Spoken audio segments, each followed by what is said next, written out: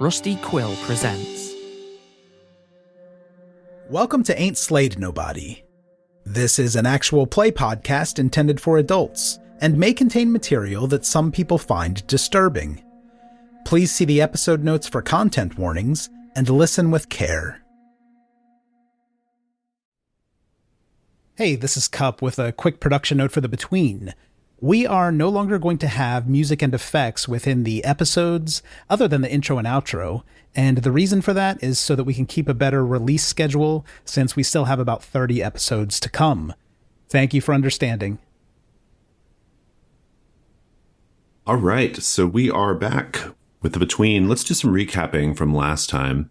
So you currently have 3 active threats. The Creature of Cremorne Gardens is very nearly ready to be resolved.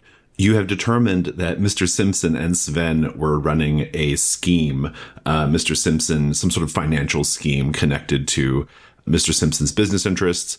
And we suspect that Sven is having second thoughts about the whole thing. And so Sven might be your way into getting this situation resolved. And this ridiculous mania and fascination with sea creatures that's going on in the city, which has also inconvenienced several of you at different points in time. It's not the most dangerous and deadly problem in London right now, but it is something that has fallen into your lap. The Pinkerton, Mr. Taggart, is no longer being held captive in his hotel room, or in Mr. Kessler's hotel room, is roaming around again. You do know that he's up to some kind of scheme, and if you can confront him with the details of that scheme, you might be able to convince him to leave London and therefore leave Mr. Kessler alone. That is a complexity 4 to answer what is the scheme that he's up to. You have 6 clues on that right now. One of those clues is one that Nick has to define. And so you may want to, maybe you could define it when you're ready to answer that question, maybe define it in a way that helps you answer that question. But that one's pretty close to ready to be answered. I mean, 6 clues is a pretty good number.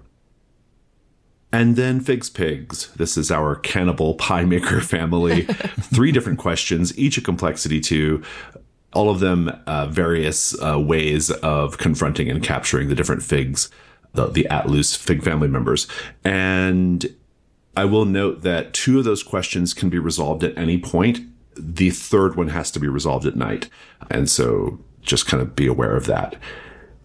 And you have 3 clues, which is not a lot, but 2 of them are really, really probably very suitable for answering the one about Patrick Fig and what kind of animal Patrick believes he is.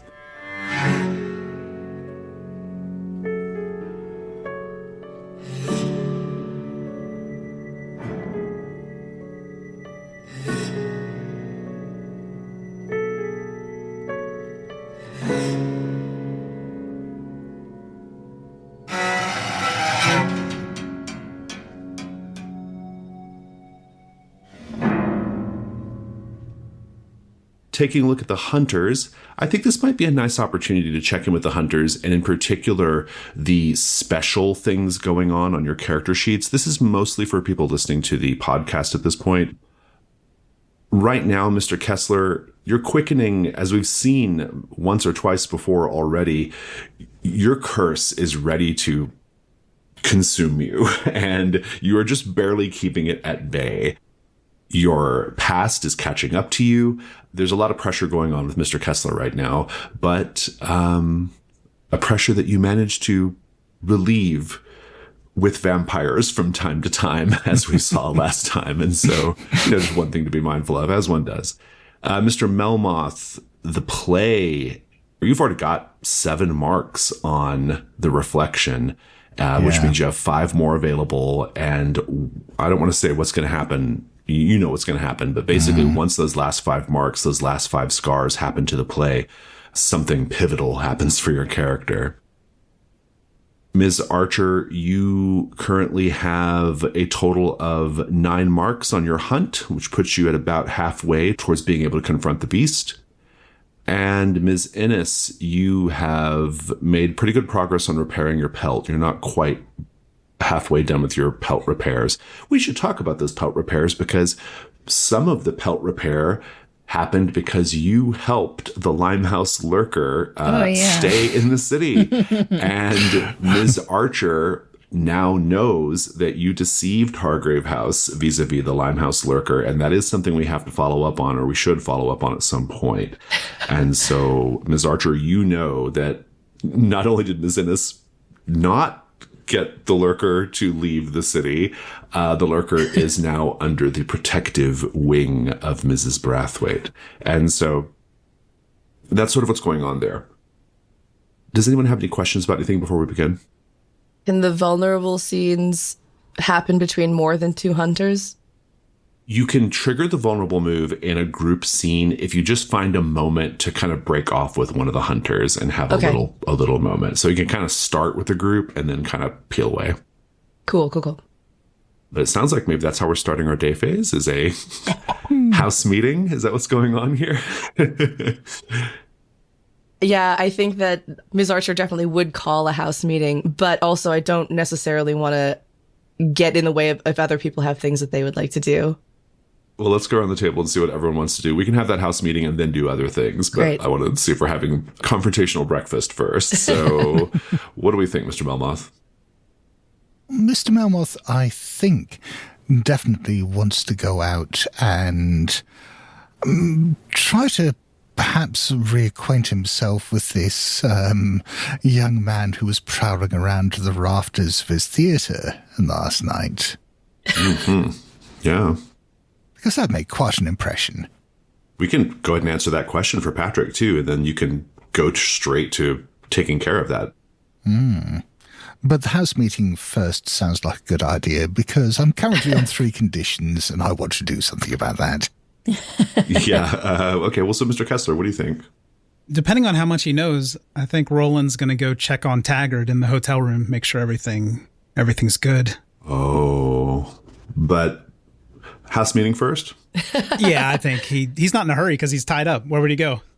Indeed. Ms. Innes, do you show up at the house meeting or what's going on? Theoretically, I would know that she knows, right? So I don't think you would. So then, yeah, why wouldn't I show up to the house meeting? Exactly, yeah. What about afterwards? Oh, gosh, that's a really good question. I guess it depends how the house meeting goes. I saw that Mr. Taggarty had left the hotel, didn't I? Yeah, you know that. You could probably tell Mr. Kessler before Mr. Kessler leaves, or if you don't, then Mr. Kessler's going to be very surprised.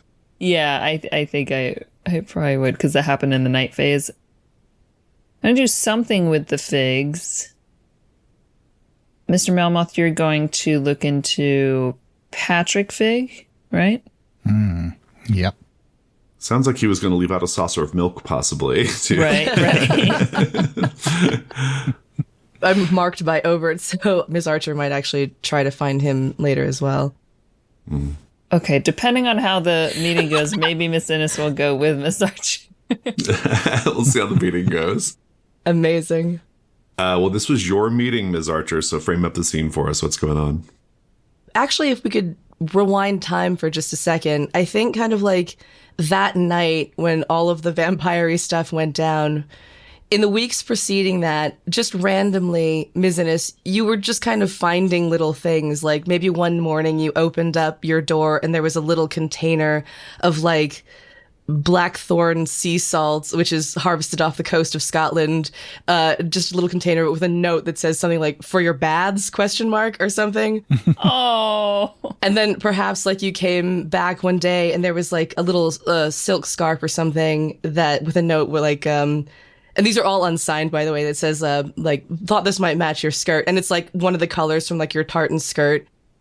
And then the night when Julius tells Ms. Archer about the Limehouse Lurker, if you were in the house anytime that evening, you would have heard some very angry screams and lots of punching sounds as though walls and supports and things were absolutely being brutalized. And then the next morning, just the kind of like most polite knock on your door, all doors. House meeting. Can we meet downstairs in about 30 minutes? Thank you. Just cheerful. I'm so scared.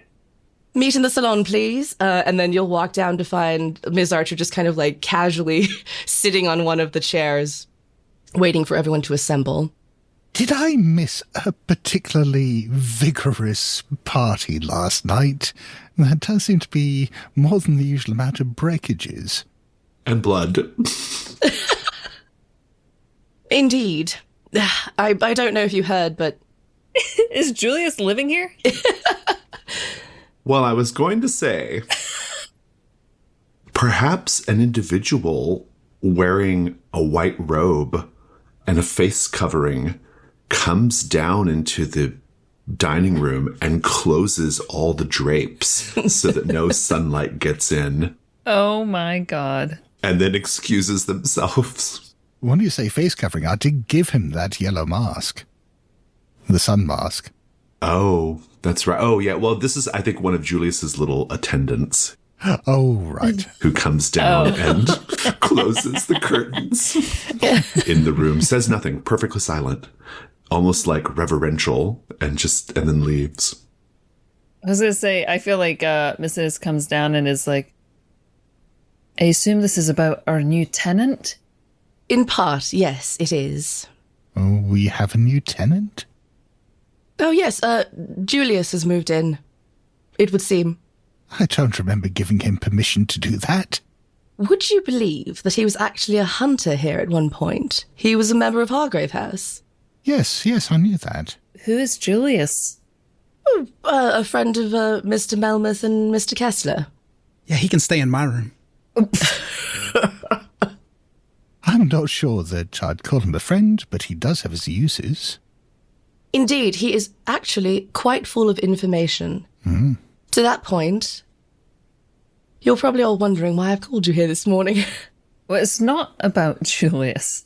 No, although Julius was instrumental in providing the information that prompted this. If we are inviting people to live with us, I would feel more comfortable if we perhaps talked about it first. I believe that I agree with you. When we do invite people to come stay with us, we should discuss it first. However, I think you'll discover that Julius has a will and mind of his own. I'd like to think that as you say that, yeah, everyone just looks over at the creepy doll sitting on the mantelpiece.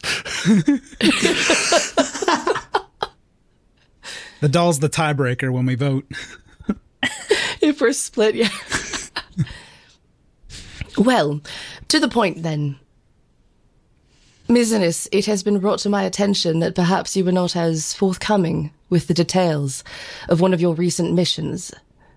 I have only been given the higher level, but I thought it might be fun if we could all hear your side of the story. I'm not sure what you're speaking of. But which one? Yes, which one? Which of the many missions that you have deceived us on am I speaking of? Out of curiosity, how many times has it happened? Well, I wasn't trying to deceive anyone. Keeping in mind that lies of omission are still lies. Oh no. If that's true. Well, there's so much we don't know about each other. Are we inherently already lying? Well, that's a good point. Let's just cut to the chase, shall we? The elder vampire, which you said had been taken care of. You had told us that it had left the city. I took care of it, aye. Did the vampire leave the city, Ms. Innes? Well, no, but we did relocate him to a different location in the river, and he promised he wouldn't hurt anyone good and would, stay low. So it seemed taken care of. No more innocents, having their lives taken. And that result is fine, though you did tell us that he was gone. Well, gone as a threat. I see. So, perhaps more pointed questions would have avoided this particular instance. Miss Archer, I think we're getting too hung up on details here. Is sometimes not a beautiful lie a far more precious thing than a tawdry truth? Mr. Melmoth, I have been handed many beautiful, rosy lies by people who claimed to care about my well-being, which significantly disadvantaged me to face the brutal truths of this world. I do think that a truth is better than a lie. But have you truly been inconvenienced by this lie, or are you simply making a point? Is it just your pride that's been injured here? Did something happen? No, nothing has happened, and you are quite right, Mr. Melmoth. Miss Innes, I would simply like to know why you lied to me. Well, I thought I had taken care of it in my own way. You don't always let us know how the different threats that we deal with are taken care of in detail. We just trust that we've closed them off in our own methods. And to me, I thought I had. Mr. Kessler, Mr. Melmoth, are you both satisfied with that answer? I'm sorry, I'd rather drifted off there for a moment. I thought we'd had it all resolved. I see. What about Lenore? Does Lenore get a vote? I think she should. I mean, I think it's fine. I'm sure we all have our little secrets. As long as it doesn't hurt the house or each other, then no harm, no foul. Ah. The dining room door opens. It's very dark. That's one thing that we should emphasize. You're having this conversation in the dark. Oh, okay. And Julius comes in. He is wearing a dressing gown, and he has a mask, an eye mask propped up on his forehead, and his long blonde hair is tied up in a ponytail. And he says, "I'm told we're having a house meeting." Ah, Julius, yes, please come join us. He sits down and he looks at the breakfast that you all have laid out, and he says, "Well, it's rather rude not to have something here for me, don't you think?" Oh, I've sent out for some... One? I don't even know it. For some very raw meat. He says, never mind. I'm not even supposed to be awake right now."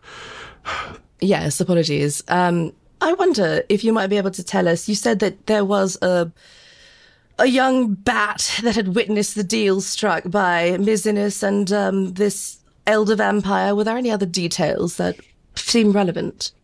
Well, only that Mrs. Brathwaite now has control of this very old, very mad specimen of my people. Ah, yes, there was the issue. Well, how did that happen? Well, I don't know the exact details of the transaction, but Mrs. Brathwaite confronted me once. I think she's very interested in immortality, living forever, and I don't know. But how did she find him? Well, that I don't know either, but I occasionally check in on Mrs. Brathwaite, and I saw the creature. Well, I can vouch for Mrs. Brathwaite. She's fantastic. Really? She's helping me with Taggart. She does have certain proclivities that I think you might find troublesome were you to get to know her a little better. I don't like her. Well, she's intimidating. Make sure she doesn't want to put you in a cage. Why would anyone want to put me in a cage? I don't know. Why would anyone want to put anyone in a cage? Oh, right. No, I don't think so. I think she's trying to help me kind of get out of the situation I'm in right now.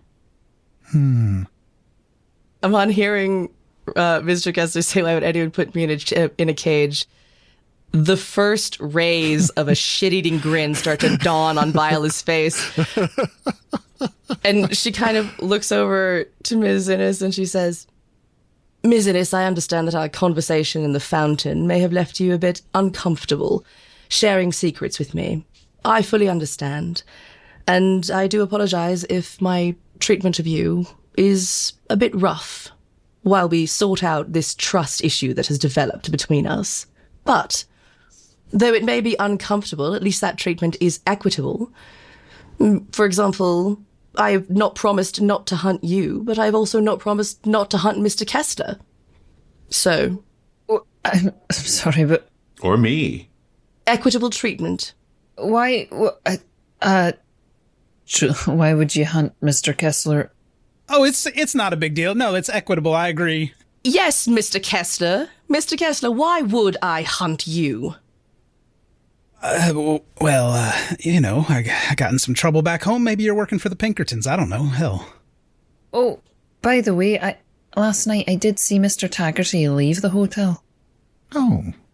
I was swimming about, and Miss Innes is like kind of looking at Julius like, I don't know if I should be saying this. Who is this guy? Julius gets up and he says, I'm going back to bed. If we're taking a vote on whether to kick the sea otter out, I abstain. And then he leaves. Miss Innes is just in shock. I think her mouth is hanging open. Who is he? Who is Julius? And is that his entire name? What is his last name? I can't say I've ever bothered asking, and Julius will suffice. Do you know anything about him? Why does he know things about us? Yes, Julius and I go a long way back. He's kind of Mr. Melmoth's acolyte, I think. Oh, you've acolytes. I suppose you could call them that, yes. Oh, right. I would like us all to focus back on the issues at hand, and then we can go about our days. We don't need to belabor this. Right. Why are you hunting Mr. Kessler, then? Oh, I'm currently not. Oh. Well, it's past. I think maybe we should get on with our business. Mr. Kessler, either you can tell them or I will. I don't really understand why this is necessary at this moment. I was kind of waiting for the right time with everybody. I see. Well, while we're just laying things out, I thought, the lie is troubling. With you, it is more the fact that it does not seem as though you have full agency when you are in your state. Well, I take every precaution.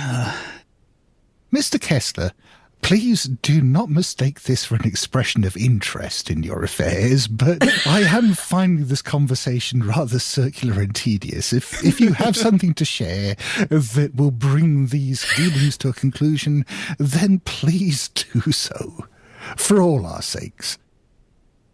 All right, well, when I was a teenager, I picked up a curse, and now I turn into a wolf sometimes, and I can't really control it. And Miss Archer saw this happen, and she helped me kind of subdue what was going on. So I thought it was a secret between us. I thought maybe we were friends, but here we are. Well, good. Now we're all on the same page. Is that it? I thought it was going to be something juicy. Oh, I'd really like to show you someday, Sebastian. I don't think that will be necessary. Anyway. I'd love to see. There you are, a fan, you see? Doesn't it feel better, everyone, to have all of your secrets revealed? To just have everything out on the table, especially those that might affect the other people living in this house? Not especially, no. Oh, goodness. So you would hunt Mr. Kessler because he turns into an animal? Ms. Innes, as I said before, I have neither desire nor inclination, nor even a reason to hunt either of you right now. But to say that I never would requires a proficiency with clairvoyance that I simply do not have. Right. Then why Mr. Julius? Why would I hunt him? Right. My family has been tasked with hunting any creature that is not human, but poses a threat to humans. Out of a small act of rebellion, I have the skills and I do not use them in general, unless it is to help accomplish my own work. What is he? What is he? Couldn't you tell by the darkness and the fact that Mr. Kessler is practically drooling at the mention of his name? Ugh, this does not have to be tedious. He's a vampire. He is a vampire. He drinks the blood of humans. He can crawl out of people's bellies, apparently. He is a very powerful, powerful vampire. Oh, I see. All right. Miss Archer, I don't presume to know your family's business, but it does seem to me that most of these so-called creatures that you talk about that we've encountered are ultimately no more of a threat to the people of London than the people of London are. Would you perhaps start hunting members of Parliament or members of the clergy? I imagine they pose far more of a risk. Mr. Melmoth, if I could get those contracts, I would take them in a moment. But unfortunately, no one is paying. So this is purely mercenary work? I have things that I must do, and unfortunately I need money to do them. Hargrave House is providing a safe platform from which I can do that work. What sort of things? Ah, I see. What sort of things? Well, for one, I must avenge my brother's death. For another, I must ruin my family. Oh, what? Those are the two main ones, I would say. Okay. Well, this was fun. But before you go, Miss Archer, perhaps I could have a word with you. I suppose I could do with a bit of advice from someone with your skills. Oh, of course. I love a good consultation. So the two of you are splitting off. That sounds good to me. Before we leave, I think, when she passes by Moyra, just kind of like walking by so they're shoulder to shoulder or something, just kind of leans in a little bit and says, "Please do not lie to me again." And then walks off and heads off with Mr. Melmoth. Sebastian, walking past just afterwards, smiles at Moyra and says, "You, my dear, may lie to me any time you wish." Fantastic. This house is weird. But Miss Innes is just staring at Mr. Kessler the whole time. Indeed. Well, so before we continue the scene with Ms. Archer and Mr. Melmoth, Ms. Innes, where do you get off to? What's Mr. Kessler doing? Well, you told me Taggard's loose, so I think that I'm probably just tagging along with somebody to stay in the shadows today while I make a plan. Bath time? Well, I don't have to get rid of anything. Yeah, I don't either. It's fine. Actually, I have. Is it something that I can get rid of? Exposed? Yeah, it's a regular condition. You can find a way to not be exposed at the public baths, I suppose. Yeah. Mm-hmm. Okay, yeah, you want to go take a bath? Yeah, I think I misinterpreted the look. Let's go. Fantastic. Let's have the scene with Ms. Archer and Mr. Melmoth. So, Mr. Melmoth, what's going on? Miss Archer, I had a troubling experience last night, and I do hope that perhaps you might be able to help me with it. Of course, whatever service I can render. There are certain private matters I have not wholly shared with the rest of you. I do have a form of sanctuary, I suppose. A theatre in the East End I attend sometimes, and, well, there was an intruder there last night. I don't know how he found the place. I don't know what he thought he was doing there, but I do value my privacy, and having it violated in this way troubled me in a way that I can't quite express. And I would very much like your assistance in ensuring that it doesn't happen again. Would this extend beyond capturing whoever it was that violated your space in the first place? Yes, I very much would appreciate your help in trying to track down this individual who I believe may have been one of the figs we're searching for, possibly young Master Patrick. Ah. But also, I just wondered whether perhaps I could trouble you to and take a look at the venue and let me know whether there are any ways I could improve security there. I see. Well, I must say, if only for sheer curiosity, I would love to see this space. I will remind you, though, gesturing back towards the dining room, anything I see, if I feel that it is a danger to my work or to this house, I will tell the others. So if there is anything you wish to hide...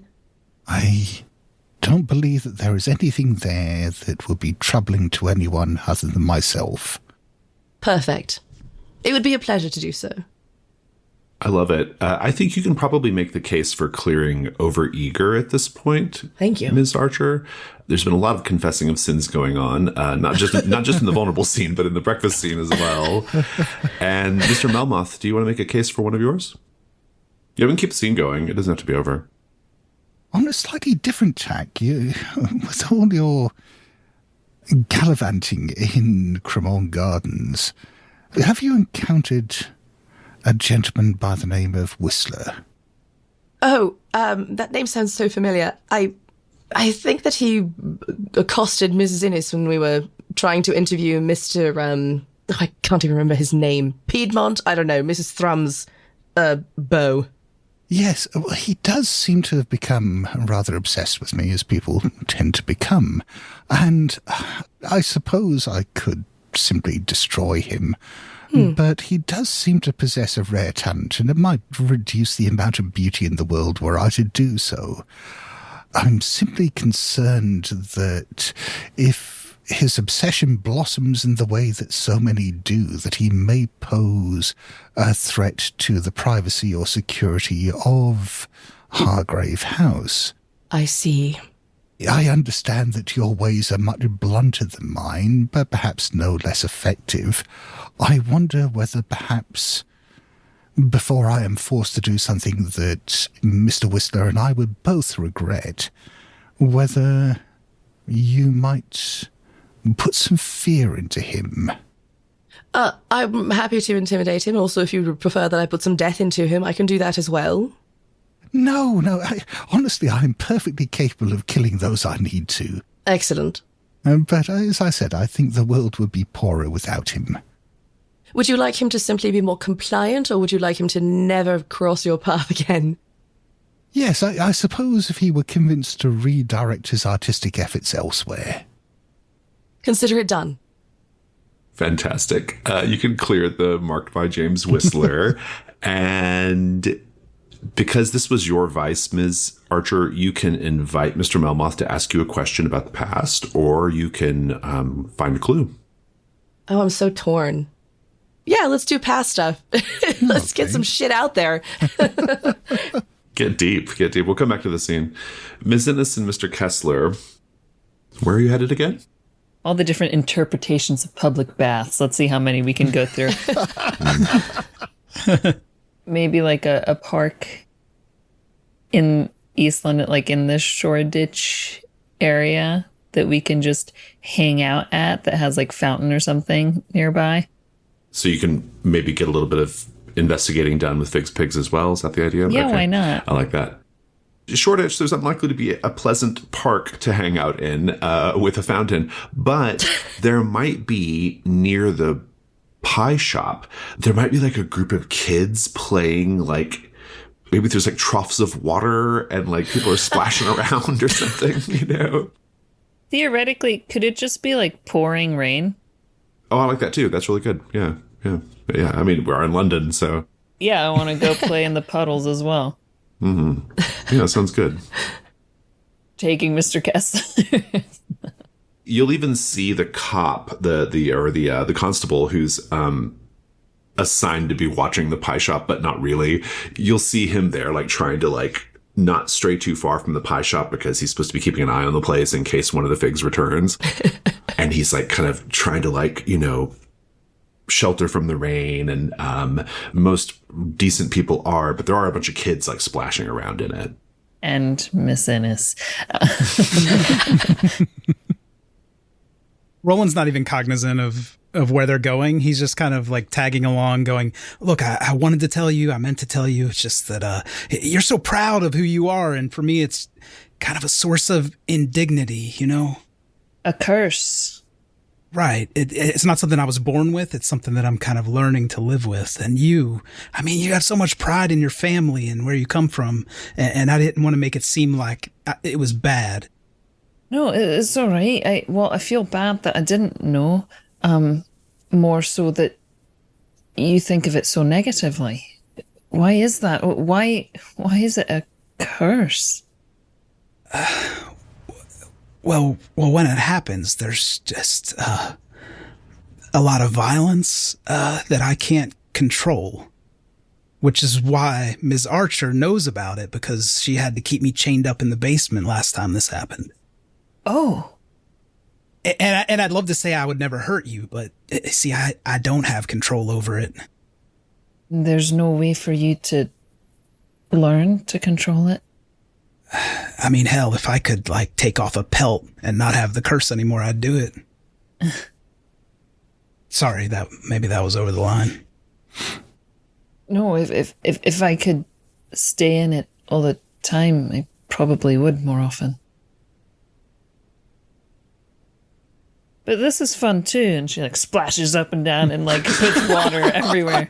I can't do this with the pelt on.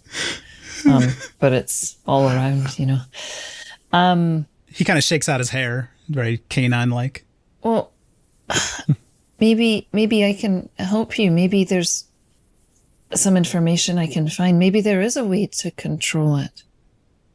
Yeah, maybe. I thought it was just kind of keeping track of the moon, to be honest with you, but that doesn't seem to work anymore.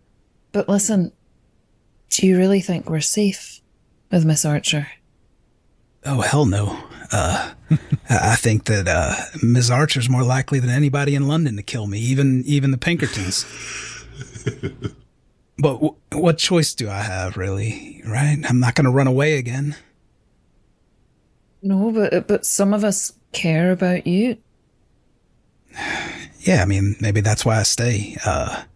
Or, you know, maybe death would end the curse, and that's kind of what I'm hoping for. I don't know, hell. Well, if things don't go well, if we truly find our lives in danger, I mean, one of her goals was to, you know, end her family's name. If we need to, we could always kill her. Well, shit, you have a dark side, Ms. Innes. I hadn't really considered that.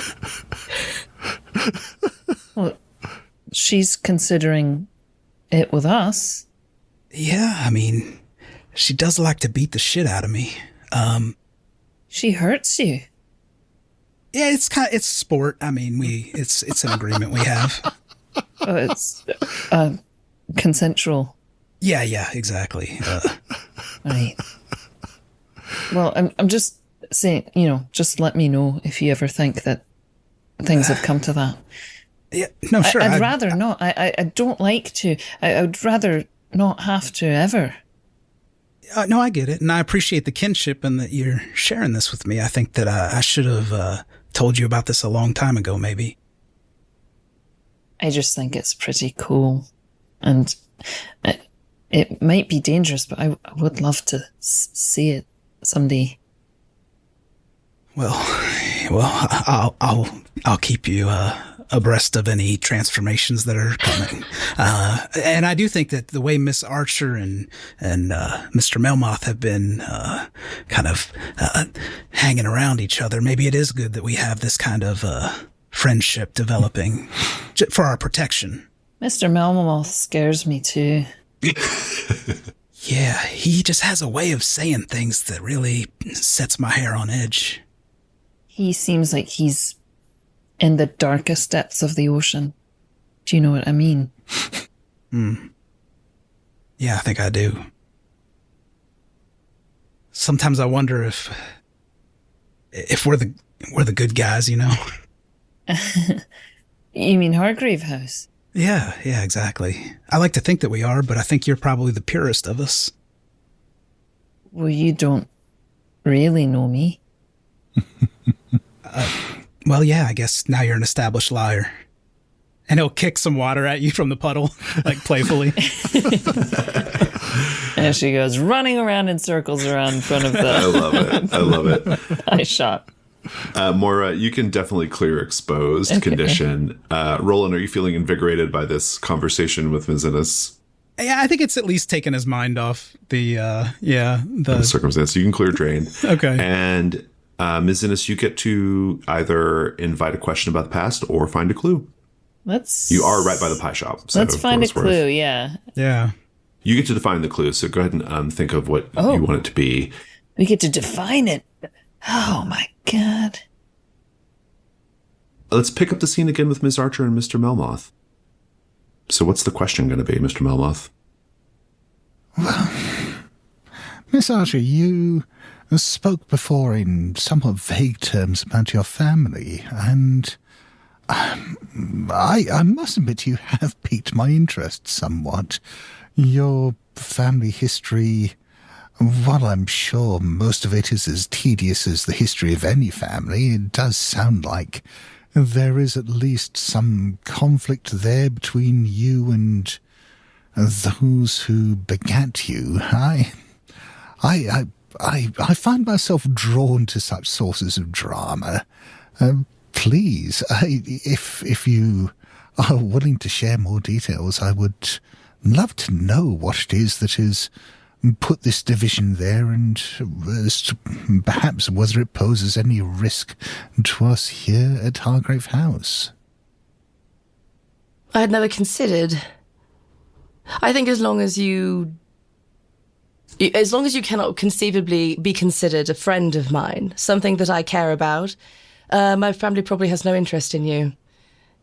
But I would very much like to believe we are not friends, but... Oh, well, excellent. I suppose to an outside observer that mistake could be made.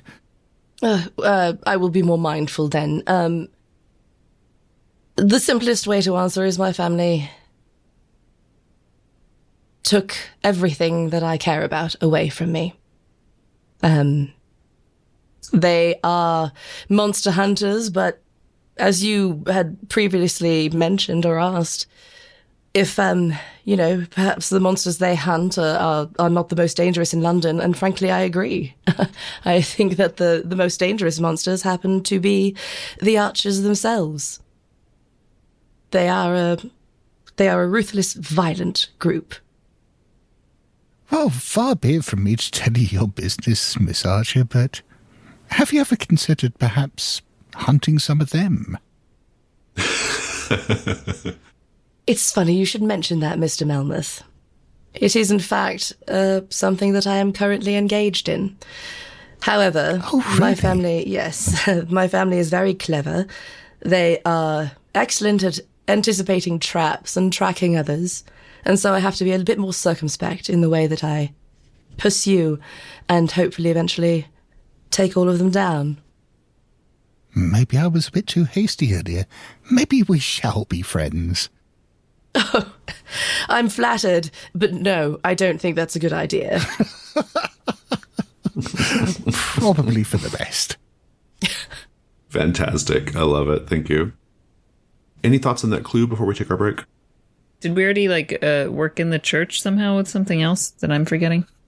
There's the clutching the rosary, the body.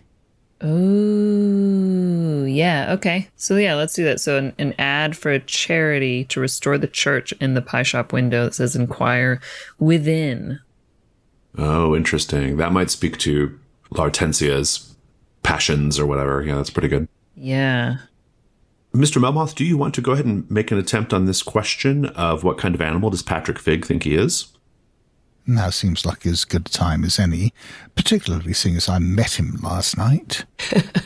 And so we have obviously the collection of mouse skeletons that were arranged in the Fig's flat, which it does seem to indicate perhaps something of the feline about him. I mean, it's not just cats that hunt mice, but it's a fairly classic thing. Particularly as the young man who broke into my theatre last night licked himself like a cat. That does very much seem to indicate again an inclination towards the feline. I don't think either of the other two really tie in with it. The body in the basement clutching the rosary and the advert about restoring the church. So I could try rolling just a straight roll with those two. Let's see how it goes. Oh yeah, if we'd been nice, we would have found a hint that would have helped you with that. I didn't realize he was going to solve it so quickly. Me neither. I've got a 50-50 chance on this, so it might be fine. The advert has little cat prints on it. Oh, that's a 9. Oh. Then you are correct, and you can now lure the animal out in the open and then capture or destroy him. And so with that in mind, do you want to make an attempt at that right now? I think so. I'm suddenly sad that it's Sebastian that's got this little cat boy. Oh no. Because Miss Archer, I don't know, has she gone off to do anything else? Or I'm very happy to have her as company. I mean, because you've just asked her to help you shore up your security, it would make sense for her to go with you. But also, you know, if you want to go destroy this young child by yourself. Well then, yes. Shall we go to the pie shop? I must admit, I know very little about cats myself. I've never really been one for keeping pets. I was just going to say that. Not animals, anyway. But I suppose cats, what does one do with them? I suppose we could leave some dead mice out, or... I wonder even if dead mice would work. I almost feel as though cats are hunters and therefore would do better with live prey. Something more enticing. Something more fun. Ah! Then, before we leave Hargrave House, let's have a word with Julius. I'm going to ask him for a bag of rats. Ah. Oh, very good. I like the idea of he's just like, yes, over in that cupboard over there. Or his attendants are still unpacking and there's like a valise that has just like rats in it. Just rats. His travelling rats. Yes. Strappling rats.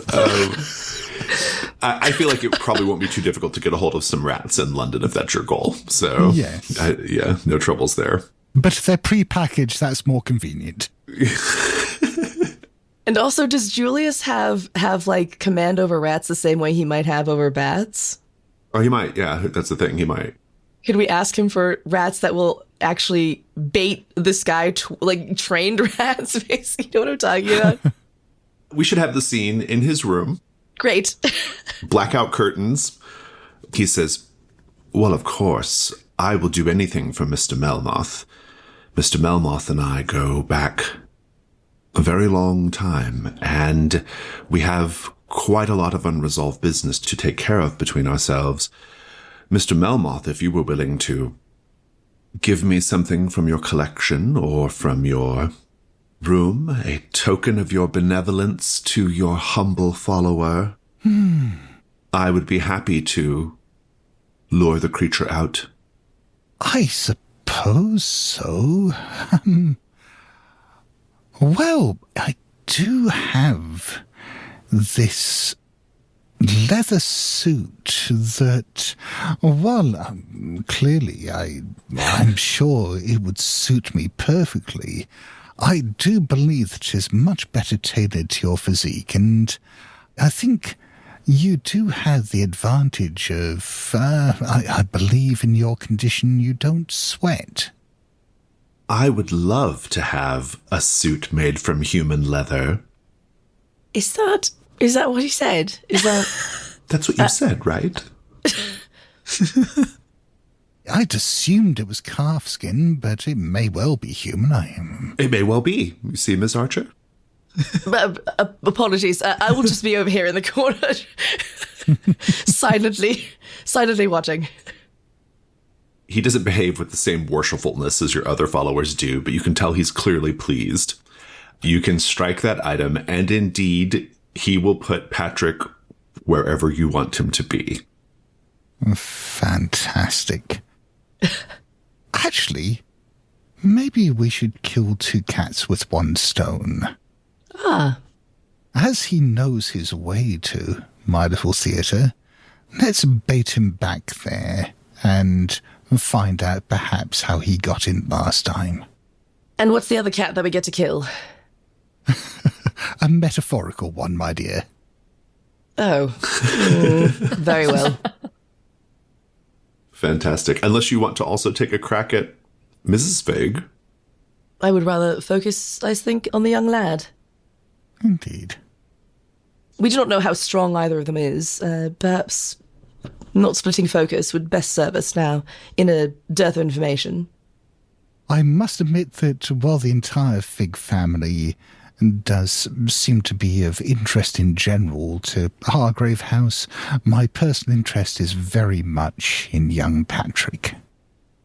Very well. Do you want him to be lured into the into the theater, or do you want him lured close to the theater to then find out how he got in? Let's try the latter. And I wonder whether with all your cunning hunting skills, whether you might be able to fashion some kind of trap that would allow us to capture him. I believe I can. Actually, I'm assuming I'm going to have to roll for this or something. It's just like... I think because of Giveth, I'm going to let you capture Patrick fairly straightforwardly. Amazing. Yeah, I mean, you can narrate how you're doing it, but I don't think I necessarily need you to do any rolls. Basically, what's going on here is Julius is going to use his power of rats to get Patrick's attention and then lure Patrick to the theater. And then I think basically, like, enlisting his help further is just once he's near the theater, just have one of the rats tail him. Like a surveillance rat. And kind of like track him in that way. Basically, what would look like one of those humane raccoon traps where it's just like a very big cage with a, like a tripwire kind of like slam the door shut. Like once he puts his paws on a pressure plate. I love it. Okay, good.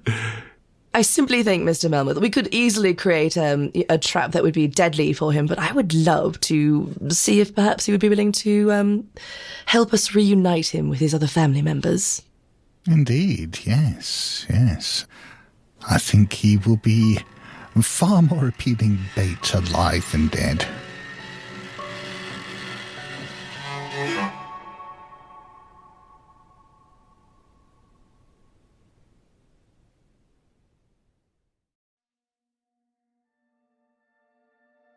Thank you for listening to Ain't Slayed Nobody. For ad-free episodes, lots of bonus content, and special programming, please join our wolf pack at patreon.com/ain'tslayed or subscribe to Ain't Slayed Nobody Plus at Apple Podcasts.